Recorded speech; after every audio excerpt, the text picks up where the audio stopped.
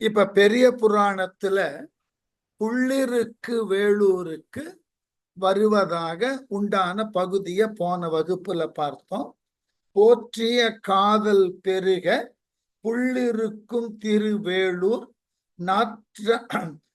நாற்றடம் தோளுடை 3 நயனப்பிரான் கோயில் நன்னி ஏற்ற அன்பு எய்தவ வணங்கி இருவர் புல்வேந்தர் இறைஞ்சி ஆற்றிய பூசனை சாற்றி அம்சொல் பதிகம் அணிந்தார். இதான் போன வகுப்புல இறுதியா பார்த்த பாட்டு. போற்றிய காதல் பெருக இறைவனை போற்றுதலினால் ஏற்பட்ட நெகிழ்வு இவர் உள்ளத்துல மிகுந்து காணப்பட்டதினால் அந்த புள்ளிருக்கும் திருவேளூர் போன வகுப்புல சொல்லிட்டேன். அதற்கு ஏன் அந்த பெயர் வந்தது என்று.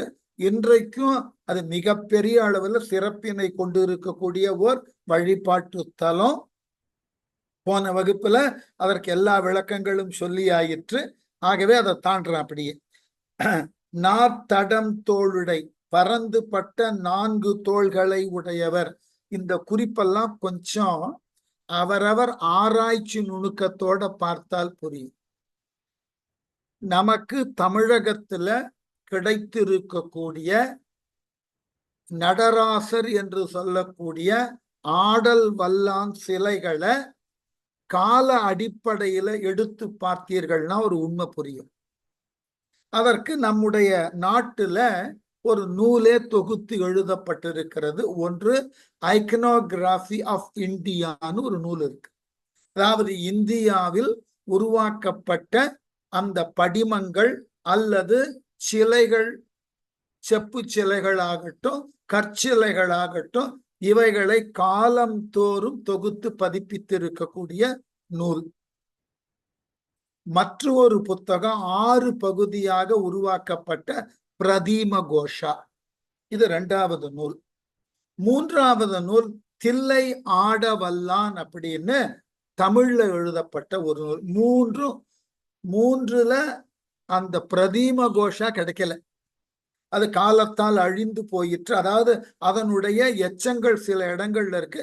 என்கிட்ட 6 வால்யூமும் ஜெராக்ஸ் எடுத்து வச்சிருக்கேன், இருக்கு என்கிட்ட. மூல நூல் சில பேர்கிட்ட இருந்தது, அதெல்லாம் அழிந்து போயின அல்லது பராமரிக்காமல் விட்டு விட்டார்கள், போகட்டும். இந்த 3 நூல்களை கொஞ்சம் விவரமாக பார்த்தீர்கள்னா ஒரு உண்மை தெரியும். சிவபெருமானுக்கு ஆதி காலத்துல நமக்கு கிடைச்சிருக்கக்கூடிய முதல் உருவம் நிற்கக்கூடிய நிலையில, அது நடனமாடக்கூடிய நிலையில கிடைச்சிருக்கிற உருவம் சற்றேறக்குறைய 6ஆம் நூற்றாண்டின் பிற்பகுதி தான்.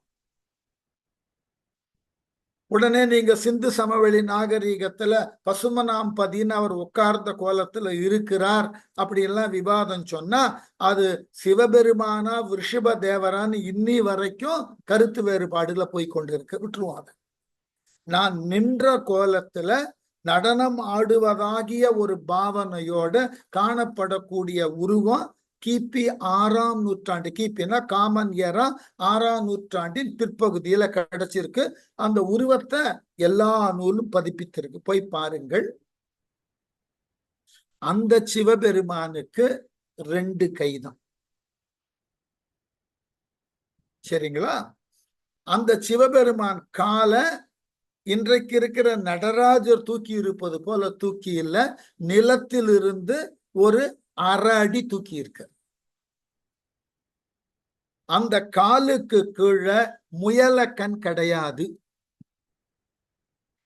சரியா? 6ஆம் நூற்றாண்டின் பிற்பகுதியில நமக்கு கிடைச்ச சிற்பத்துல இதுதான் காட்சி. 12ஆம் நூற்றாண்டுல சேக்கிழார் எழுதக்கூடிய இந்த இலக்கியத்துல சிவபெருமானுக்கு என்ன விளக்கம் கொடுக்கிறார்? 4 தோள்களை உடையவர்.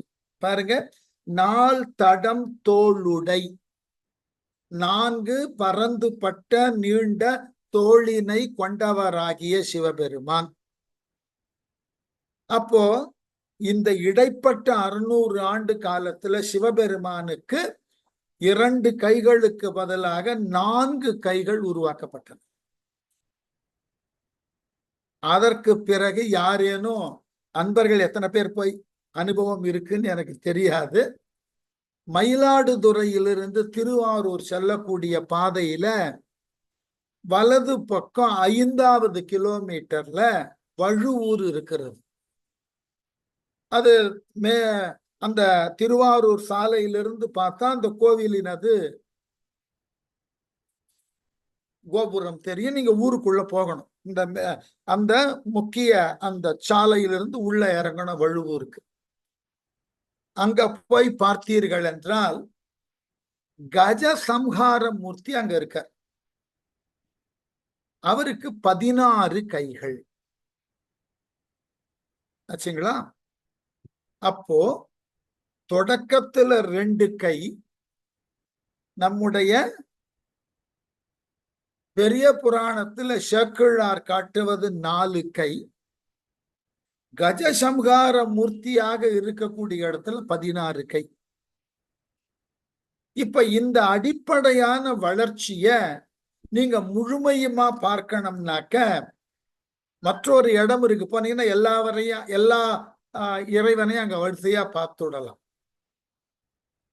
கோவைக்கு அருகில, கோயம்புத்தூருக்கு அருகில திருமதி ரீனா அவர்களுக்கு அந்த இடத்துக்கு போயிருக்கிறதுக்கு வாய்ப்பு இருக்கும்னு நினைக்கிறேன். அங்க சாந்தலிங்க அடிகளார் மடம் இருக்கக்கூடிய பேரூர்னு ஒரு ஊர் இருக்கு.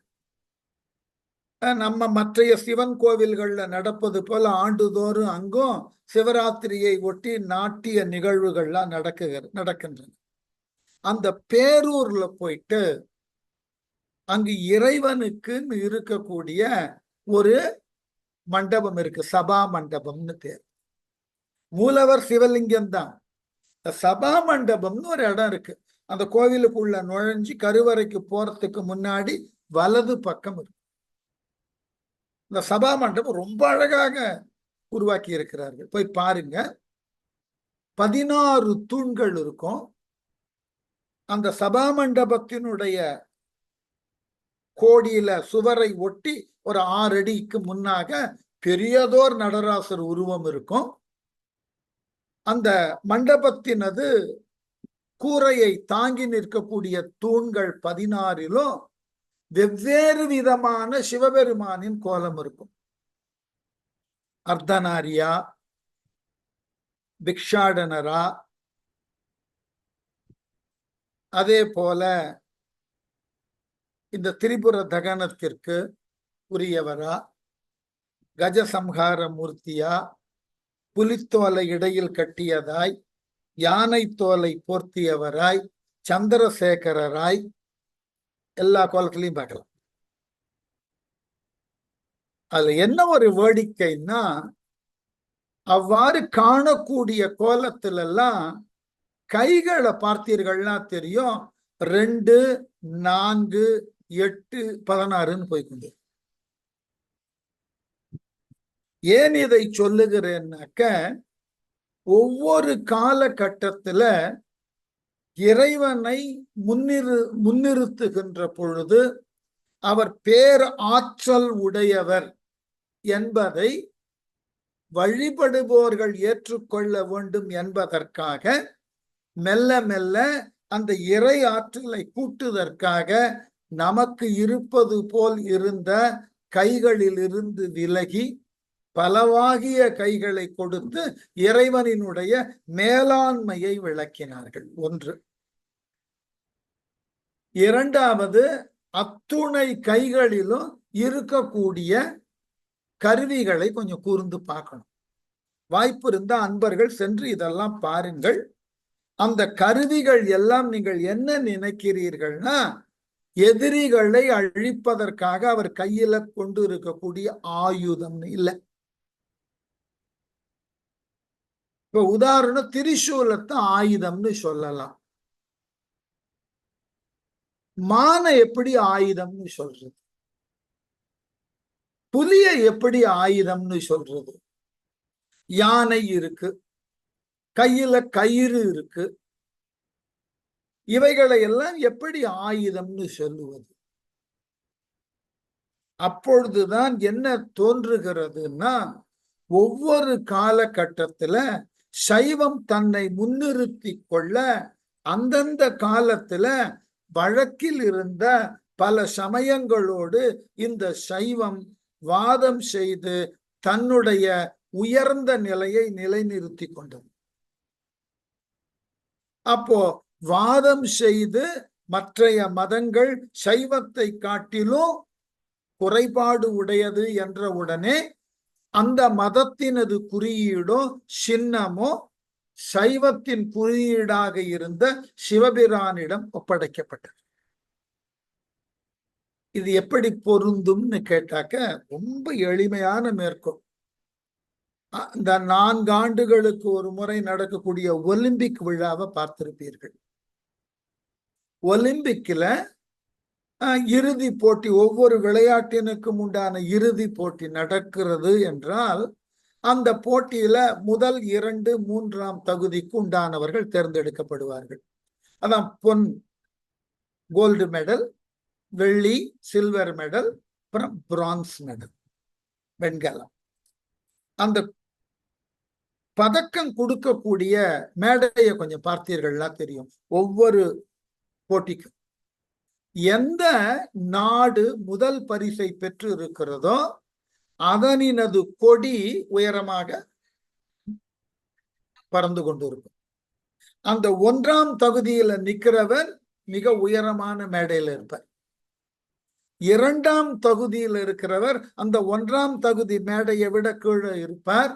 முதல் தகுதி பெற்ற நாட்டினது கொடிக்கு கீழாக 2ஆம் தகுதி பெற்றவர் நாட்டின் கொடி பறக்கும். 3 அது போல கீழே. அது போல பிற சமயங்களோடு வாதம் செய்து சைவம் தன்னை நிலைநிறுத்தி கொண்ட பொழுது சைவத்தோடு போட்டியிட்ட பிற மதங்கள் பிற தத்துவங்களினது வெளிப்பாடுகள் எல்லாம் சைவத்துள் ஒடுங்க சைவம் அதை தன் குறியீடாக எடுத்துக்கொண்டு தன்னுடைய ஒப்பற்ற இறைவனாகிய சிவன் அதை கை கொண்டு அந்த சமயத்தை அடக்கினான் என்ற கருத்தை விளக்கக்கூடிய அளவில் இந்த குறியீடுகள் இருப்பதை பார்க்கலாம். ஒரு கேள்வி. இப்ப கையில திரிசூலம் சிவபெருமான் வைத்திருக்கிறார். இதுகாரும் நீங்கள் படித்திருக்கக்கூடிய புராண கதைகளை எல்லாம் நினைவு பண்ணி பாருங்கள். எங்காகிலும் திரிசூலத்தை கொண்டு இறைவன் சிவபெருமான் தன்னை எதிர்த்த அரக்கர்களை கொன்று இருக்கிறான் காணிக்க. எங்காயிலும் ஒரு புராணத்தில் 8 இடத்துல சிவபெருமான் முழுக்க முழுக்க வீரட்டனேஸ்வரராக இருக்கிறார். வீறு கொண்டு தன்னை எதிர்த்த அரக்கர்களை பிறரை அழித்தவராய் அட்ட வீரட்டத்துல இருக்கார். 8 வீரட்டம். அந்த 8 இடத்துலயும் அவர் சம்ஹாரமூர்த்தி என்ற பேர்ல தான் இருக்கார். பரியலூர் பக்கத்துல திருக்கடையூர், பரியலூர் எங்கள் ஊர், என்னுடைய ஊருக்கு அடுத்த ஊர் 3வது கிலோமீட்டர் சம்பனார் கோவில்ல இருந்து 3வது கிலோமீட்டர் பரியலூர். கண்டியூர், குறுக்கை, திருவதிகை கடலூர் பக்கத்துல இருக்கிற வதிகை, குறுகை, கண்டியூர்லாம் மயிலாடுதுறை பக்கத்துல இருக்கு. இத்தனை தலங்கள்லயும் போய் பாருங்க. இறைவன் பெயர் வீரட்டனேஸ்வரர். தேவாரத்துல இருக்கு. வழுவூர் என்று சொல்லக்கூடிய தாரகாவனம், அதான் கடைசி. இத்தனை இடத்திலையும் இறைவன் சம்ஹார மூர்த்தியாக இருந்தும் கையில இருக்கிற திரிசூலத்தை கொண்டு யாரையும் அழிக்கல. பரியலூர்ல பிரம்மன் தலையை கைகளால் கொய்கிறான். திருக்கடையூர்ல யமன காலால் உதைக்கிறான். குறுக்கையில மன்மதனை கண்ணால் எரிக்கிறான். திருவதிகையில பறக்கும் கோட்டைகளை கொண்டு இருக்கக்கூடிய அந்தகாசுரனை புன்னகையினால் சாய்க்கிறான். இப்படி விளக்கம். ஒரு இடத்துல கூட அவன் கையில இருந்த வாளினாலோ திரிசூலத்தினாலோ ஏனைய பிற ஆயுதங்களினாலோ கொல்லல. இப்ப பராசக்திக்கு திரிசூலம் கொடுத்திருக்கீங்க. பராசக்தியினுடைய திரிசூலம் தன்னை எதிர்த்த அரக்கனை எல்லாம் கொல்லுதற்கு அந்த அம்மா பயன்படுத்தி இருக்காங்க எல்லா புராணங்கள்லயும். அவ சாமுண்டியா வந்த போதும் சரி, துர்க்கையா வந்த போதும் சரி, பாலினியா வந்த போதும் சரி, காபாலினியா வந்த போதும் சரி, கையில இருக்கிற திரிசூலம் தான்.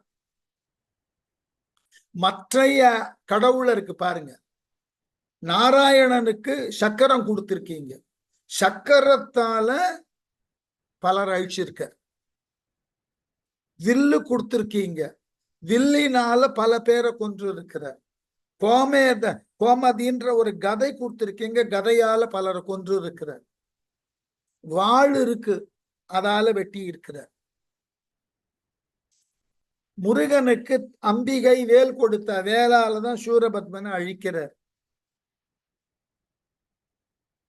அப்ப அவரவர் இறையவர்னு சொல்லி அவரவர்களுக்கு கொடுத்த ஆயுதங்களை அவர்கள் முழுவதுமாக பயன்படுத்தி ஒவ்வொரு காலத்துல ஒவ்வொரு அரக்கனை அழிப்பதற்கு கையாண்டு இருக்கிறார்கள் என்றால் சிவபெருமான் ஏன் கையாளல?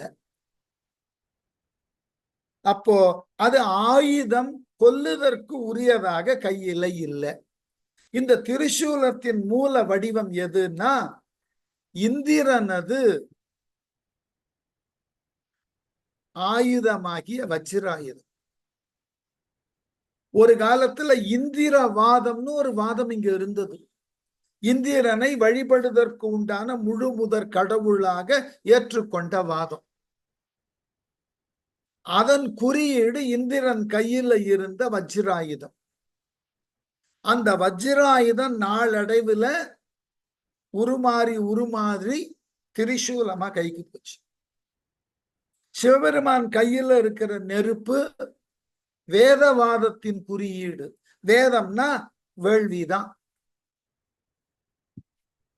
புலியோ யானையோ, யானை ஆஜீவக மதத்தின் குறியீடு, புலி சமண மதத்தின் குறியீடு, மான் பௌத்த மதத்தின் குறியீடு, தலையில வச்சிருக்கிற சந்திரன் சந்திரவாதத்தின் குறியீடு, பாம்பு எல்லாருக்கும் தெரியும். சர்பன்ட் கல்ச்சர்னு ஒரு கல்ச்சரே அகில உலகத்துல இருந்தது, நம்ம நாட்டுல மட்டும் இல்லை. பாம்பினை தெய்வமாக வழிபடும் முறை நம்ம நாடுல பல நாடுகள்ல இன்னமும் இருந்து வருகிறது. ஆகவே பாம்பை வழிபடுதல், அந்த பாம்பை தூக்கி மேல போட்டுக்கிறது. இப்படி ஒவ்வொன்றாக அதே போல பூதங்களை வழிபாடு செய்து கொண்டிருந்தோம். அந்த பூதத்தை காலுக்கு கீழே போட்டு அதனையும் தான் அடக்கியதாக அபஸ்மாரம்னு பேர். இந்த அடிப்படையில காலப்போக்குல இறைவனது உருவம் பரிணாமம் பெறுகிறது. இது தவிர்க்க முடியாது. இப்போ இதெல்லாம் தப்பான்னு கேட்ட தப்பு இல்லை, இந்த பரிணாமம் தவிர்க்க முடியாது. நாம கடைநிலையில நிற்கிறோம். இந்த பரிணாமங்கள் எல்லாம் முடிந்த நிலையில தான் நம்ம பார்க்கிறோம். நமக்கு அப்பொழுதுதான் வாழறதுக்கு உண்டான வாய்ப்பு கிடைச்சிருக்கு, அதனால பார்க்கிறோம். அதனாலதான் அந்த இறை கொஞ்சம் யோசிச்சு பாருங்க, யாரேனும் ஒரு கேள்வியாவது கேட்டிருக்கலாம். எல்லா இறைவருக்கும் 4 கை 8 கைன்னு சொன்னமே, அதற்கு இணையாக கால்களை சொல்லல, ராவணனுக்கும் சொல்லல. ராவணனுக்கு 10 முகம் சொன்னோம், 20 தோள்கள் சொன்னோம், ஆனா கால் 2 தானே சொன்னோம். முருகனுக்கு 6 முகம் சொன்னோம், பஞ்சமுக கணபதினு சொல்றோம், பஞ்சமுக ஆஞ்சநேயன் சொல்லுகிறோம். ஆனால் அவர்களுக்கு காலை 2ஆ தான் காமிக்குது. அப்போ இவைகள் எல்லாம் ஒரு பரிணாமத்துல, இப்ப உதாரணம் சொல்றோம் இல்லையா, இப்ப நாமே ஒரே நேரத்துல பல வேலைகள் செய்யக்கூடிய வாய்ப்பை பெற்றிருப்போம் நமக்கே. அப்ப பாருங்க, நம்ம கைகள் 2ஐ கொண்டு ஒரே நேரத்துல 4 வேலை 5 வேலையை செய்து கொண்டு இருப்போம். இது தவிர்க்க முடியாது. நம்ம வீடுகள்ல இயல்பா பெண்கள் அதை செய்வார்கள். காய்கறி வெட்டி கொண்டே அடுப்புல ஏற்றி வைத்ததை கிளறி கொண்டு இருப்பார்கள். அதுக்கப்புறம் குழந்தை அழுததுன்னு அதை போய் 2 தட்டு தட்டிட்டு வருவார்கள். அப்ப அந்த 2 கை தான் ஒரே நேரத்துல பலவாகிய வேலைகளை செய்யும். அதை குறிப்பிடுறதற்கு இறைவன் ஒரே நேரத்தில் பலவாகிய வேலைகள் செய்கிறான். ஆகவே அவனுக்கு பல கைகள். பலவாகிய சித்தாந்தங்களை தன்னகம் எடுத்துக்கொண்டு தனது சித்தாந்தமே ஒப்புயர்வு அற்றது என்பதை நிரூபித்தான். ஆகவே பல சித்தாந்தங்களின் குறியீடுகள் இவன் கையில. இந்த பரிணாமத்தை பார்க்கலாம். அதனால்தான் இதை சொன்னேன். இங்க 4 தோள் என்று வற்புறுத்தி எழுதுறதுக்கு இதான் காரணம். அவர் காலத்திற்கு முன்பு வரைக்கும் சிவபெருமானுக்கு 2 தோள் தான். ஐக்கோனோகிராஃபி எடுத்து பாருங்கள், தெரியும். மெல்ல மெல்ல மெல்ல அது வளர்ந்து 16 தோள் வரைக்கும் வந்து. அதுக்கப்புறம் நாம இறைவனை நிறைய கற்பனை பண்ணல. வைணவம் கற்பனை பண்ணியது. வைணவத்தை போய் பார்த்தீர்கள் என்றால் தெரியும், அவனே எல்லாவற்றினுக்கும் மூலமாய் இருக்கிறான்னு. ஒரு பக்கம் உயிரானது வந்து கொண்டே இருக்கும், ஒரு பக்கம் உயிரானது போய்கொண்டே இருக்கும். உலகத்துல இந்த ரெண்டு எக்ஸ்ட்ரீம் எண்டுக்கு நடுவுல வரிசையா 20 முகம். எல்லா அவதாரமும் அவனே, எல்லா ஞானிகளும் அவனே அப்படின்ற காமிக்கிற மாதிரி எல்லாமுமாய் அவன் இருப்பான். வைணவத்துல இதை பார்க்கலாம். அதனால இந்த இலக்கியங்கள் தான் நமக்கு காட்டி தருகின்றன ஒரு கடவுளர் உருவம் காலம் காலமாய் எவ்வாறு எல்லாம் பரிணாமம் பெற்று மாறிக்கொண்டே இருக்கிறது. ஆச்சரியமான விஷயம். நம்மால இப்படியெல்லாம் இந்த பரிமாணத்தை புரிந்து கொள்ளுதலுக்கு இந்த இலக்கியங்கள் அங்கங்கு குறிப்பா விஷயங்களை சொல்லிக்கொண்டே போகும். ஆனா 4 தோள்கள் அவர் அழுத்தம் கொடுக்கின்ற பொழுதுதான். அதனால்தான் தொடக்கத்துல பார்த்தீர்கள் என்றால் எந்த சிவன் கோவில்களையும் லிங்கம் தான் இருக்கும். அருவுருவ நிலை தான். உருவ நிலைக்கு வந்த பொழுதுதான் மெல்ல மெல்ல அவரினது ஆற்றல் கூட கூட அல்லது அவருடைய ஆற்றல் கூடியதாக இருக்கின்றது என்று சொல்ல சொல்ல தோள்களை கூட்டிக் கொண்டே. எத்தனை பேருக்கு இளம் பிராயத்துல இந்த தேவதை கதைகள்னு சொல்லக்கூடிய ஃபேரி டேல்ஸ் படிச்சிருப்பீங்கன்னு தெரியாது. அதுல ஒரு கதை வரும், வீவர்னு ஒரு கதை. ஒரு கிராமத்துல ஒரு நெசவாளி ஒரு வாரமெல்லாம் பாடுபட்டு நெய்தாலும் அவனால ஒரு புடவை தான் நெய்ய முடியும். அதை விற்று வார இறுதியில விற்று அதுல வரக்கூடிய பணத்தை கொண்டு வாரம் முழுவதும் அவனும் அவன் மனைவியும் சாப்பிட வேண்டும். இதான் வழக்கம். ஒரு நாள் மனைவி அவனை காட்டுக்கு அருகில் இருந்த காட்டுக்கு போய் கொஞ்சம் விறகு ஒடித்து வான்னு கேட்க இவன் கோடரி எடுத்துட்டு போறான். ஒரு மரத்தை வெட்ட போறான். உடனே மேல இருக்கிற ஒரு தேவதை சொல்லுகிறது, நெடுநாளா இந்த மரத்துல நான் இருக்கேன், என்ன நீ வெட்டாத, நான் குடியிருக்கக்கூடிய இந்த மரத்தை வெட்டாத, உனக்கு நல்ல வரம் கொடுக்கிற, ஏதாயிலும் கேள் அப்படின்னு. உடனே அவன் சொன்னான் வேடிக்கையா, எனக்கு ரொம்ப அதிகமா எல்லாம் தெரியாது, என்னை விட என் மனைவி கொஞ்சம் புத்திசாலி, நான் அவகிட்ட போயிட்டு என்ன வேணும்னு கேட்டுண்டு வரேன், அது வரைக்கும் நீ இங்க இருக்கணும், நான் வந்ததுக்கு அப்புறம் நீ மறைஞ்சு கிரைஞ்சு எல்லாம் போயிடக்கூடாது, நான் போனதுக்கு அப்புறம். தேவதையும் சரி நீ போய் கேட்டுவா, நிச்சயமா நான் இருக்கிறேன், நீ வந்து கேட்கக்கூடிய வரத்தை கொடுக்கறேன்னு சொல்லிவிட்டது. வேக வேகமா வீட்டுக்கு போனோம். மனைவி கிட்ட நடந்ததெல்லாம் சொன்னான். இந்த மனைவி யோசிச்சு சொன்னா, இப்போ உனக்கு 2 கை 2 கால் ஒரு முகம் இருக்கிறதுனால ஒரு பக்கம் தறி போட்டு வாரம் முழுவதும் நீ ஒரு புடவை தான் நெய்கிறாய், மாறாக நேர் எதிர்பக்கத்துல மற்றொரு 2 கால் 2 கை மற்றொரு முகமும் இருந்தால் அந்த பக்கம் ஒரு தறி போட்டு 2 புடவை வாரத்துக்கு நெய்யலாம். அதனால நமக்கு வருமானம் ரெட்டிப்பாகும், வறுமை இல்லாமல் இருக்கலாம், கொஞ்சம் பொருளையும் சேர்க்கலாம். எப்படி அறிவியல் நல்ல அறிவுரைன்னு சொல்லிட்டு அவன் போய் அந்த தேவதையை கூப்பிட்டு, என் மனைவி இப்படி சொல்றா அப்படின்னு. அவ்வளவுதானே வரம் கொடுத்துட்டாங்க. உடனே அவனுக்கு 2 கை 4 கையானது, 2 முகம், ஒரு முகம் 2 முகமானது, 2 கால் 4 கால் ஆச்சு. ஊருக்குள்ள வரான். இப்படிப்பட்ட விசித்திரமான உருவத்தை பார்த்த மக்கள் பயந்து அவனை கல்லால் அடிக்க ஆரம்பித்தார். அப்போ நாம் மானுட நிலையிலிருந்து நம்மை மேம்படுத்தி கொள்ள வேண்டும் என்றால் நம்மை சார்ந்த பொருளாதார ஆதாரங்களை மேம்படுத்தினாதான் உலகம் மதிக்கும். நடந்து போனவன் பைக்கில் போனோம், பைக்கில் போனவன் கார்ல போனோம், கார்ல போனவன் ரோல்ஸ் ராய்ஸ்ல. இந்த பொருளாதாரம் சார்ந்த பொருள் முதல் வாதத்தை கொண்டு உங்களை மேலானவனாக காட்டினாதான் உலகம் ஏற்றுக்கொள்ளும். மாறாக நீங்கள் கடவுளுக்கு உரியதாகிய அந்த கைகளையோ அல்லது ஏனைய பிற கடவுள் தன்மைகளுக்கு உரியதாக சொல்லப்பட்ட உறுப்புகளையோ நீங்கள் ஏற்றுக்கொள்வதாக இருந்து பாருங்கள், உங்களால முடியாது. உலகம் உங்களை ஏற்காது. யாரும் கேள்வி கேட்க மாட்டார்கள். ஏன்பா கடவுளுக்கு அப்படி கொடுத்துருக்கிய, அந்த கடவுளின் படைப்பு நான் ஆயிற்று, இப்ப எனக்கு இப்படி இருந்தா என்ன கட்டம்? யாரும் ஒத்துக்க மாட்டான், யாரும் ஒத்துக்க மாட்டான். அதனாலதான் நாம என்ன பண்ணிட்டோம், மனிதனது பரிணாமத்தை சொல்லும் போது பொருளாதாரத்தை சார்ந்தும், நம்மால் வழிபடக்கூடிய இறைவனினது பரிணாமத்தை சொல்லும் போது அவனது தனிப்பட்ட ஆற்றல் சார்ந்தும் அங்க அவயங்களை சார்ந்தும் விளக்கம் கொடுக்க ஆரம்பிச்சு. இதெல்லாம் கொஞ்சம் விரிவா பேசினாக்க உடனே பெரிய புராணத்தை வைத்து கொண்டு நாத்திகம் பேசுவது மாதிரி ஆயிடும். இல்ல, அது இல்ல, விளக்கம் தெரிஞ்சுக்கணும். இந்த குறிப்பை ஏன் சொன்னார்ன்றதுக்கு தான், அவர் காலத்துல இந்த இறைவன் 4 கையானாய் இருந்தான் பதிவு செய்யும். அப்படிப்பட்டதாகியது ஒரு வழக்கம் ஏற்பட்டு விட்டது. 4 கைகளோடு உண்டான இறைவனை வழிபடக்கூடிய ஒரு முறை தோன்றிவிட்டது. இதை சொல்லணும், இல்லைன்னா இடம் கிடையாது. அதனாலதான் தோல் உடை. அடுத்த வாருங்க, 3 நயன பிரான்.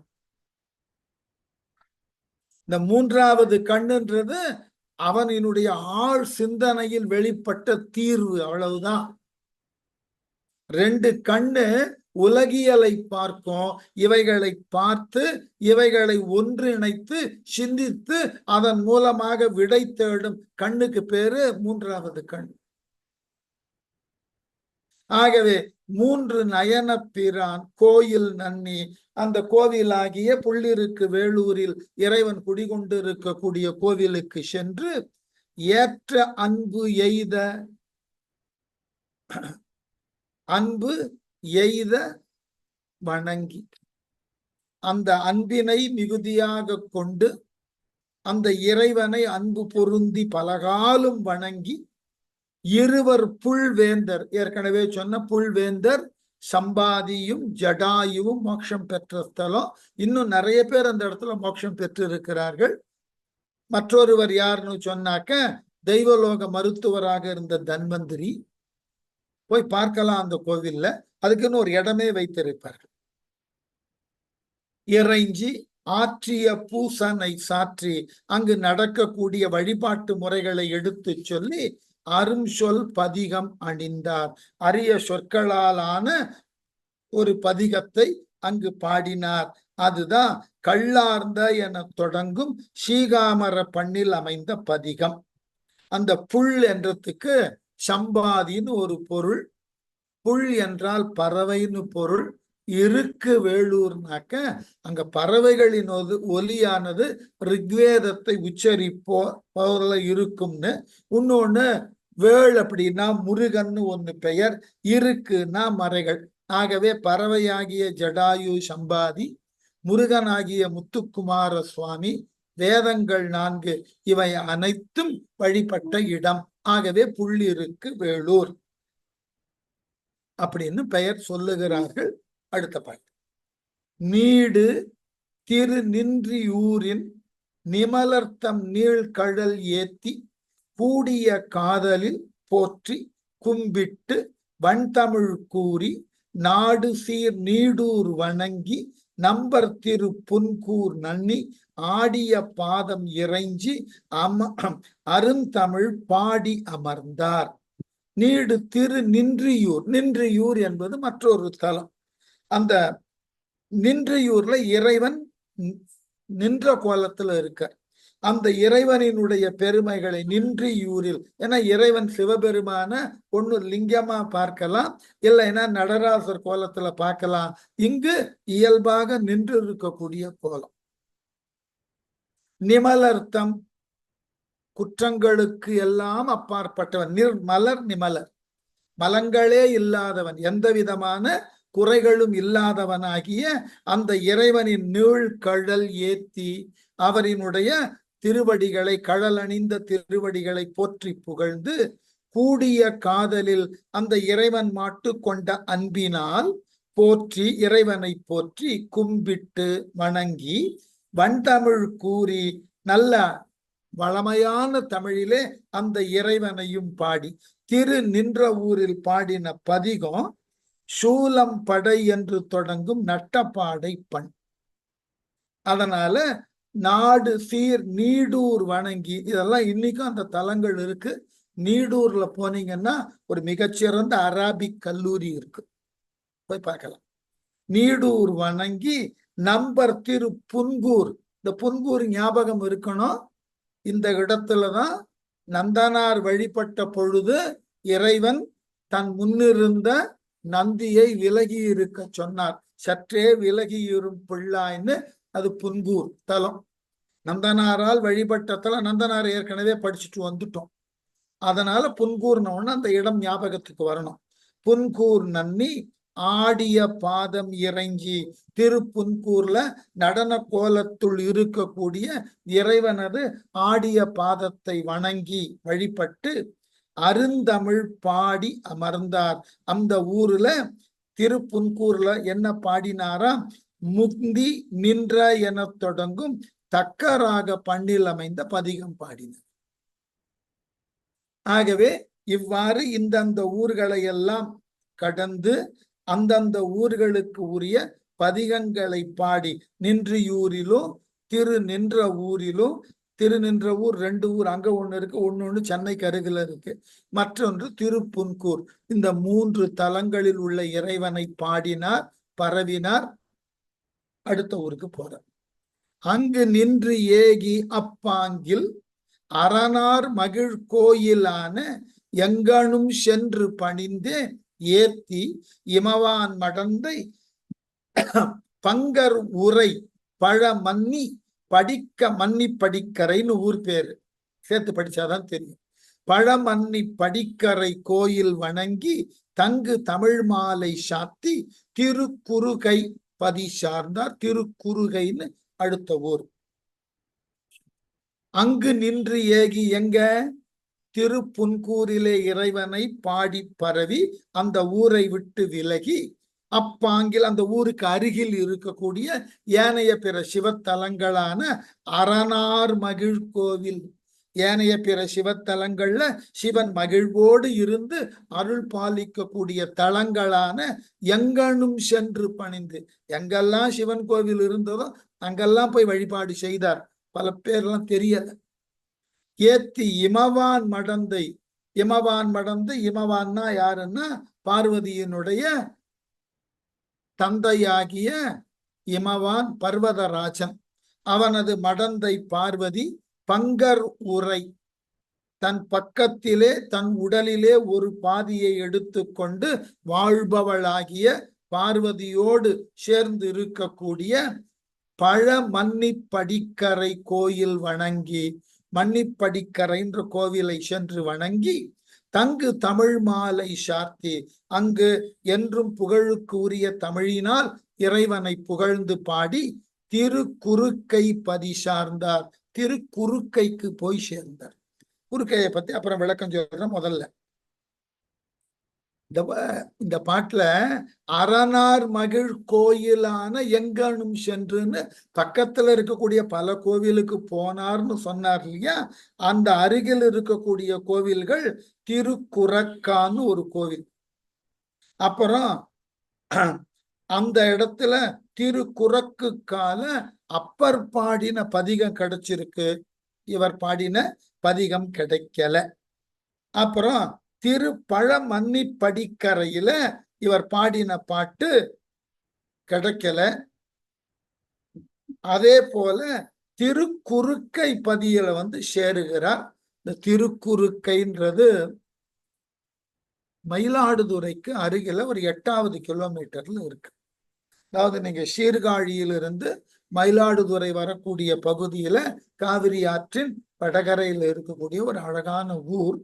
இந்த குறுக்கை என்ற தலம் எதுன்னு கேட்டா, இங்குதான் மன்மதனை சம்ஹாரம் செய்த தலம். இது ஒரு அட்ட வீரட்டம்.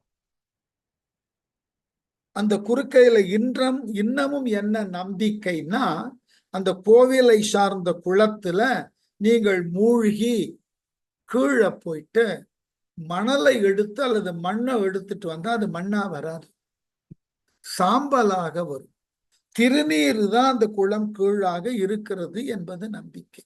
ஏனென்றால் மன்மதனை எரித்த அந்த சாபத்தினால் அந்த குளம் முழுவதும் மன்மதனை எரித்த சாம்பல் கீழே இருக்கிறது. அதுக்கு பேரு திருக்குறுக்கைன்னு பேரு, ஊர் பேரு. பக்கத்துல நிறைய சிவன் கோவில் இருக்கு. சித்தமல்லி இருக்கு, காளி இருக்கு, கோமல் இருக்கு, கடலங்குடி, பூதம்குடி, மணல்மேடு, வரிசையா சொல்லி கொண்டு வருவேன். அத்தனை தலங்களுக்கும் போயிருக்கேன். அற்புதம். எப்படித்தான் கட்டினார்களோ, அவ்வளவு அழகான கோவில்கள் எல்லாம் கற்றளிகள் கருங்கல்ல கொண்டு கட்டியிருக்கான். என்ன வருத்தம், தஞ்சை மாவட்டத்துல எங்கேயுமே மலை கிடையாது. அன்றைக்கு இருந்த பெரியதாகிய தஞ்சை மாவட்டமும் சரி, இன்றைக்கு தஞ்சை மாவட்டம் 4ஆ பிரிஞ்சு போச்சு. திருவாரூர், நாகை மாவட்டம், மயிலாடுதுறை, குடந்தை, தஞ்சைன்னு 4ஆ பிரிஞ்சு போச்சு. இருந்தாலும் எங்கும் மலை கிடையாது. அத்துணை கற்றளிகள் கட்டியிருக்காங்க. அதுதான் ஆச்சரியம். அத்துணையும் கற்கோவில்கள். மலையே இல்லாத ஊர்ல எப்படி கற்கோவில், அதுவும் ஒன்றொன்றும் சாதாரணம் இல்லை. நீங்க குடந்தையை போய் பாருங்கள் போதும், வேற எங்கேயும் போக வேண்டாம். கும்பகோணத்தை மையமாக வைத்துக் கொண்டு சுற்றி இருக்கக்கூடிய கோவில்களை பார்த்தீர்கள் என்றால் உண்மையிலேயே உங்களுக்கு அதிர்ச்சி இருக்கும். எங்க ஆரம்பிக்கலாம்னா, ஒண்ணு சுக்கிரன் வழிபட்ட தலமாக இருக்கக்கூடிய ஊர். அங்கிருந்து தொடங்கினீங்கன்னா எல்லாம் கற்றளிகள், பெரும் பெரும் கற்றளிகள், கல் கோவில்கள். பக்கத்துல சூரியனார் கோவில். அதை தாண்டி வந்தீங்கன்னா குடந்தை, குடந்தையில கும்பேஸ்வரர் கோவில். பக்கத்துல அருகில் இருக்கக்கூடிய சிற்பங்களுக்குன்னு பெயர் பெற்ற பல தலங்கள் இருக்கு. எல்லா கல் கோவில்கள் எப்படி உருவாக்கி, ஒப்பிலியப்பன் கோவில் இருக்கிறது, திருவிடை மருதூர்ல மகாலிங்க சுவாமி கோவில் இருக்கிறது. பிரம்மாண்டமான கோவில்கள். அவ்வளவு பெரிய பரப்பளவுல எப்படி உருவாக்கினார்கள், ஆச்சரியம். நீங்க கும்பகோணத்துல மட்டும் ஒரு அறை எடுத்துக்கொண்டு கும்பகோணத்தை சுற்றி இருக்கக்கூடிய கோவில்களை எல்லாம் வழிபடுவதாக முடிவு செய்தீர்கள் என்றால் குறைந்தது 1 மாதம் தேவைப்படும். அவ்வளவு திங்களூர் இருக்கிறது, சொல்லிக்கொண்டே போகலாம். அவ்வளவு கோவில்கள். வேடிக்கை என்னன்னா, அவ்வளவு கோவில்களை கட்டினது பெருசல்ல, காலம் தோறும் அதை பராமரித்து இன்று வரைக்கும் அந்த கோவில்கள் முழு நிலையில இருக்கின்றதே பெரிய ஆட்சி. அதனால இந்த திருக்குறக்குக்கான்ற ஒரு கோவில் அப்பரினுடைய பதிகம் கிடைச்சிருக்கு. அப்புறம் திரு மன்னி படிக்கரையில சுந்தரர் பாடின தேவாரம் கிடைச்சிருக்கு, சம்பந்தர் பாடினது கிடைக்கல. அதனால திருக்குறுக்கை பதியை அடைந்தார். அந்த ரொம்ப அழகான வார்த்தையை போட்டார் பாருங்க அடுத்த பாட்டு, திருக்குறுக்கை பதி மன்னி. நான் சொன்ன விளக்கம் வருது பாட்டுல. திரு வீரட்டானத்து அமர்ந்த பொறுப்பு வில்லாளரை ஏத்தி தண்ணியூர் சென்று போந்து அன்னியூர் சென்று போற்றி பருக்கை வரை உரித்தார்த்தம் பந்தனை நல்லூர் பணிந்து. ரொம்ப அதெல்லாம் கவனிக்கிற வேண்டிய வார்த்தை. விருப்புடன் பாடல் இசைத்தார் வேதம் தமிழால் விரித்தார். இதுல எவ்வளவு அழகான பேர்லாம் சொல்லி இருக்காருன்னு பாருங்க. திருக்குறுக்கை பதி மன்னி, திருக்குறுக்கை என்ற தலத்தினுக்கு சென்று சேர்ந்து, அந்த ஊர் எதன் கீழ் வருகிறதா, திரு வீரட்டனத்து அமர்ந்த, அது ஒரு வீரட்டனம். அட்டனம்னா அட்ட இடம்னு அர்த்தம். அடுனா கொல்லுதல் அர்த்தம். அடுனா கொல்லுதல். இது என்ன பெரிய சிக்கல் ஆயிப்போச்சு. 2 ஆண்டுகளுக்கு, இந்த சென்ற டிசம்பருக்கு முன் டிசம்பர்ல ஆண்டுதோறும் சென்னையில நடனத்திற்கு என்று ஒரு கருத்தரங்கம் நடக்கும். கிருஷ்ணகான சபால நாட்டிய கலா கான்பரன்ஸ். சென்ற ஆண்டுக்கு முந்தைய ஆண்டுல எடுத்துக்கொண்ட தலைப்பு ரூட்ஸ் என்று கொடுத்திருந்தார்கள். ஒரு கலையினது மூல வேரை தேடுதல் அப்படின்னு.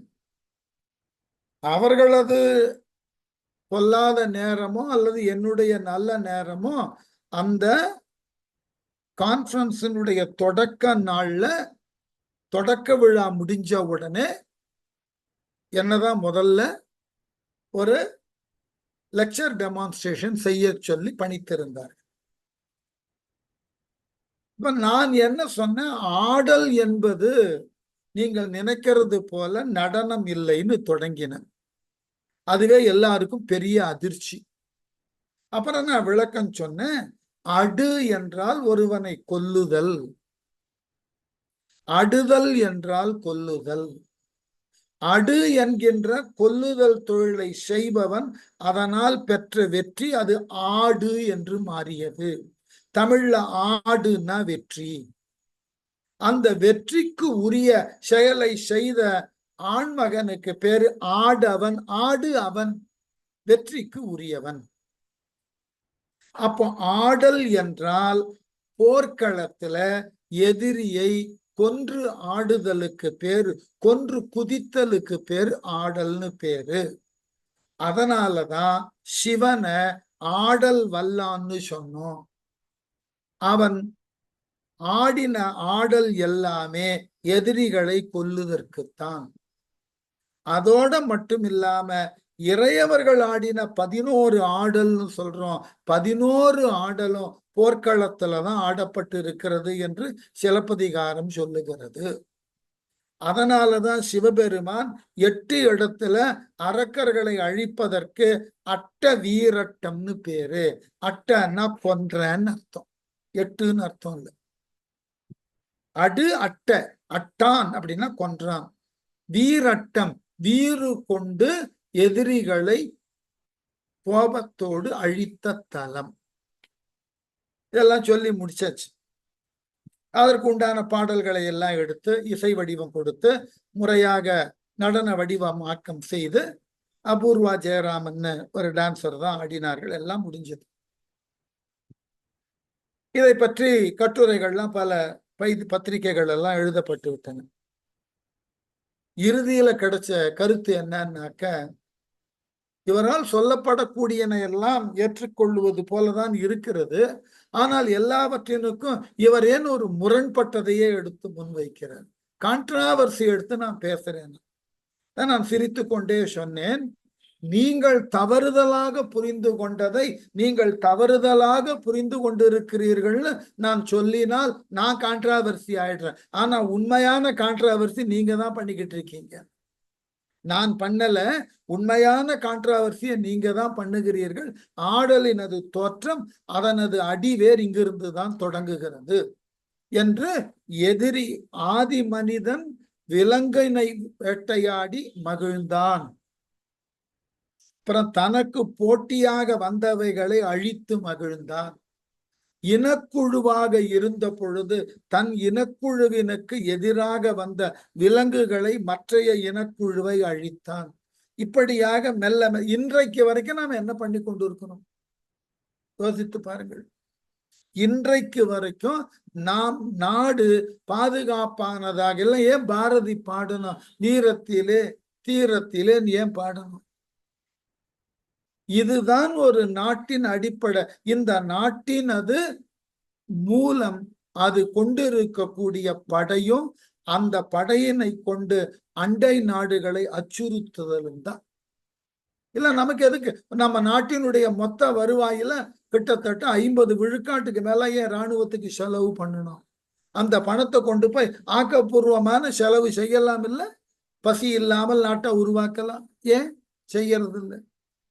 ஒரு நாடுன்னு சொன்னா அந்த நாட்டினுக்கு அரணும் படையும் குடியும் கூழும் அணி என்பேன்னு வள்ளுவர் எழுதினார்.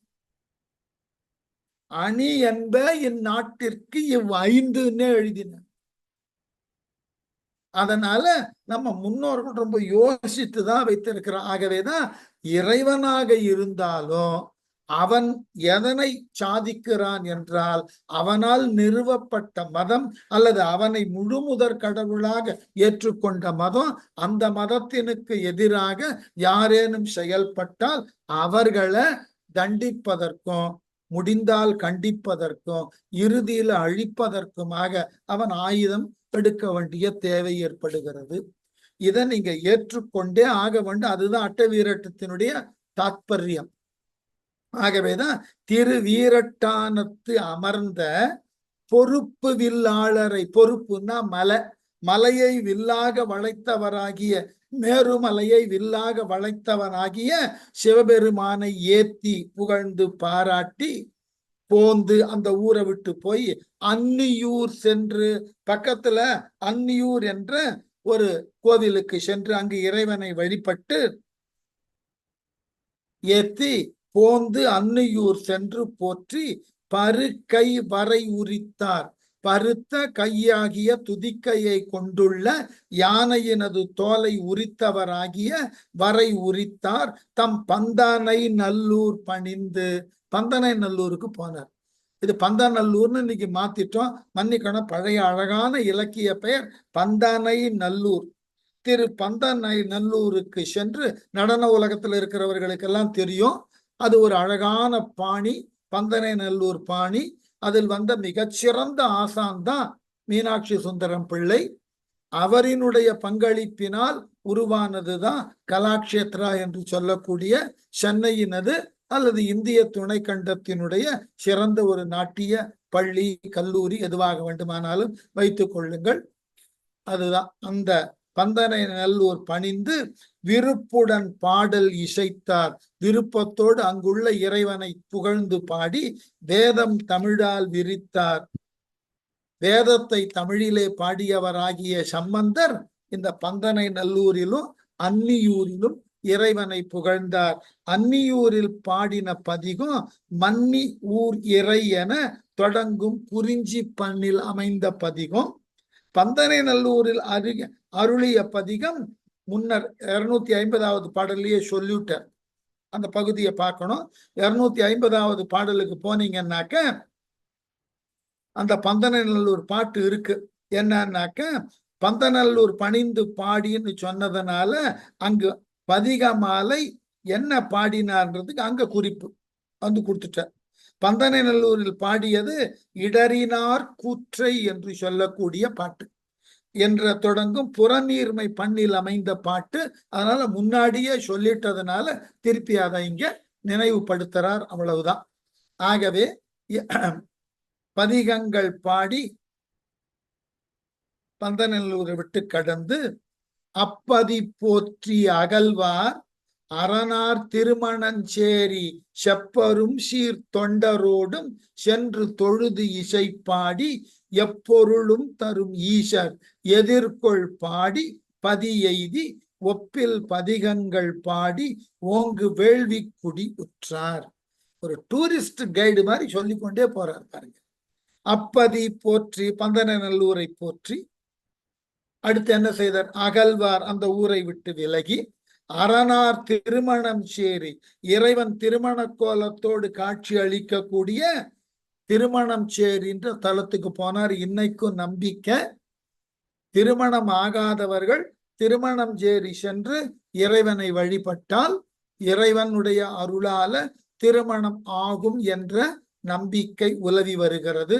திருமணம் சேரி செப்பரும் சீர் தொண்டரோடும் அந்த திருமணஞ்சேரிக்கு தன்னுடைய தொண்டர்கள் புடைசூழ சென்று தொழுது இசை பாடி அந்த இறைவனை தொழுது வணங்கி இசையோடு பதிகம் பாடி எப்பொருளும் தரும் ஈசன், நீங்கள் வழிபட்ட ஈசன் எதனை கேட்டாலும் தருதற்கு உரியவன், அப்படிப்பட்ட ஈசனை எதிர்கொள் பாடி. அந்த எதிர்கொள் பாடி என்று மற்றொரு ஊர், இறைவனே எதிர்கொண்டு அழைத்த ஊர். அந்த எதிர்கொள் பாடிக்கு போய் இறைவனை புகழ்ந்து பாடி பாடி பதி எய்தி, பதினா ஊர், ஒப்பில் பதிகங்கள் பாடி, ஒப்பு உயர்வற்ற பதிகங்கள் சிலவற்றை பாடி ஓங்கு வேள்விக்குடி உற்றார். வேள்விக்குடியில போய் சேர்ந்தார். திருமணம் சேரியில பாடின பதிகம் அயிலாரும் என தொடங்கக்கூடிய இந்தள பண்ணில் அமைந்த பதிகம். எதிர்கொள் பாடியில் பாடின பதிகம் கிடைக்கல. சரியா? அடுத்து வேள்விக்குடி வந்தார். வேள்விக்குடி இன்றைக்கு ரொம்ப அழகானதோர் ஊர், போய் பார்க்கலாம்.